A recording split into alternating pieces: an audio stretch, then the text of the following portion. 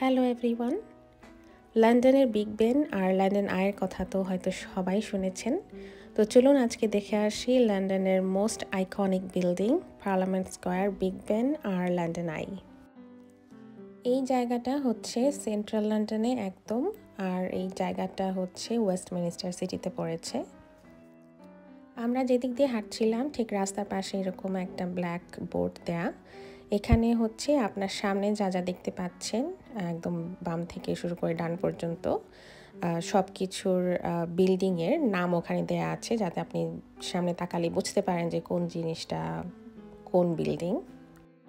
এখানে যারা ট্রেনে আসতে চান তাদের সুবিধার জন্য বলছি যে একদম পার্লামেন্ট স্কোয়ারের সাথে ওয়েস্টমিনস্টার আন্ডারগ্রাউন্ড স্টেশন আছে।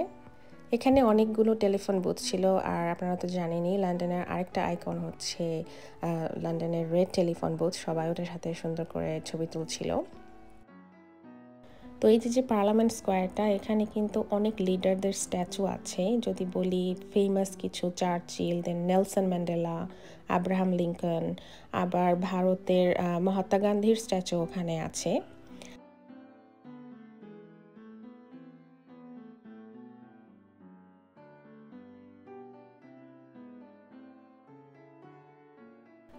পার্লামেন্ট স্কোয়ারটা তৈরি করা হয়েছিল 1860 সালে। আর এই যে বড় সুন্দর বিল্ডিংটা দেখতে পাচ্ছেন, যেটা এখন পার্লামেন্ট বিল্ডিং, সেটা অনেক আগে ছিল হচ্ছে দ্য প্যালেস অফ ওয়েস্টমিনস্টার। 1512 সালের পরে এটা হচ্ছে পার্লামেন্টের কাজের জন্য ইউজ করা হয়। আর 1834 সালে এখানে একটা অগ্নিকাণ্ড ঘটে এই প্যালেস অফ ওয়েস্টমিনস্টারে বা আগের পার্লামেন্ট বিল্ডিংটাতে। এর জন্য অনেকটাই পুড়ে যাওয়ার পর ওরা আবার নতুন করে এই বিল্ডিংটা তৈরি করে একদম আগের মতো করে। আর এরপরে তখন থেকে এটা পার্লামেন্ট বিল্ডিং। পার্লামেন্ট বিল্ডিংয়ের পাশেই আছে ওয়েস্টমিনস্টার অ্যাবি, ওইটাও খুব ফেমাস। ওয়েস্টমিনস্টার অ্যাবি মূলত একটা চার্চ। এখানকার যে রাজ পরিবার তাদের যত অনুষ্ঠান, বিয়ে বা কেউ মারা গেলে মেমোরিয়াল সার্ভিস সব এখানে হয়। তো এই তো বিগ বেন। বিগ বেন তো আমরা সবাই জানি বড় একটা যে ঘড়ি, আর এটা মিড ডে, মিড নাইট এই সময়গুলোতে অনেক জোরে ঘন্টা বাজায়, কারণ ভিতরে এরকম বড় একটা বেল আছে। বিগ বেনটা তৈরি করা হয়েছিল 1859 সালে, অনেক আগের। তো এইদিকে হাঁটতে হাঁটতে আমরা চলে এসেছি ওয়েস্টমিনস্টার ব্রিজে। পার্লামেন্ট বিল্ডিংটা কিন্তু একদম থেমস নদীর সাথেই। আর এদিকে দেখতে পাচ্ছেন লন্ডন আই। আমরা লন্ডন আইয়ের ঠিক অপোজিটে আছি, নদীর এই পারে।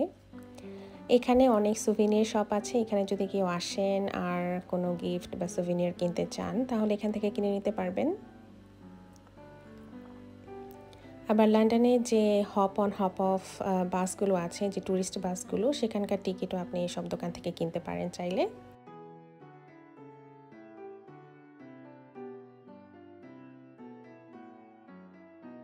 এখানে নদীর উপর দেখতে পাচ্ছেন একটা ওয়েস্টমিনস্টার পিয়ার লেখা।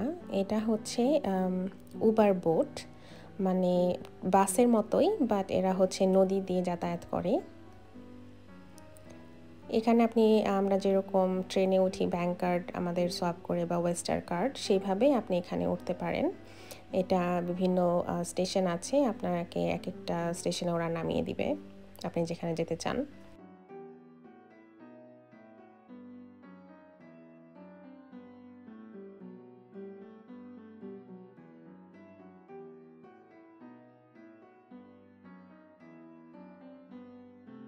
তো এখন হাঁটতে হাঁটতে আমরা যাচ্ছি ট্রাফালগার স্কোয়ারের দিকে।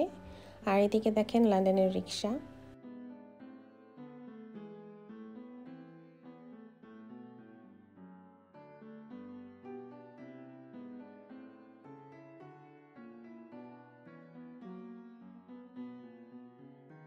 এই জায়গাটা বরাবরই খুব বেশি ভিড় থাকে, কারণ এটা one of the most popular tourist spot in London, not in London actually, in England. এখানে রাস্তার পাশে একটা মেমোরিয়াল মনুমেন্ট আছে, এটা হচ্ছে দ্য ব্যাটল অফ ব্রিটেন। এটা মূলত সেকেন্ড ওয়ার্ল্ড ওয়ারে ব্রিটেনের হয়ে যারা যুদ্ধ করেছে তাদের জন্য। এখানে তাদের নামও দেয়া আছে।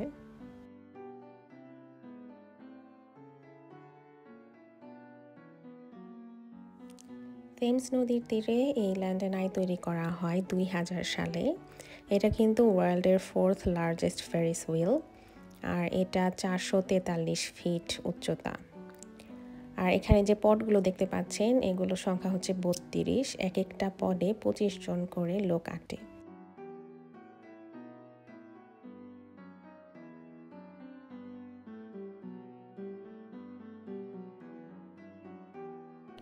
লন্ডন আইতে যারা যেতে চান টিকিট কাটতে পারেন, অনলাইনেও available, per person £30 general ticket. আর এরপরে আপনারা যদি ফ্লেক্সিবল চান, ডিলাক্স প্যাকেজ চান, সেটা আরেকটু বেশি প্রাইস।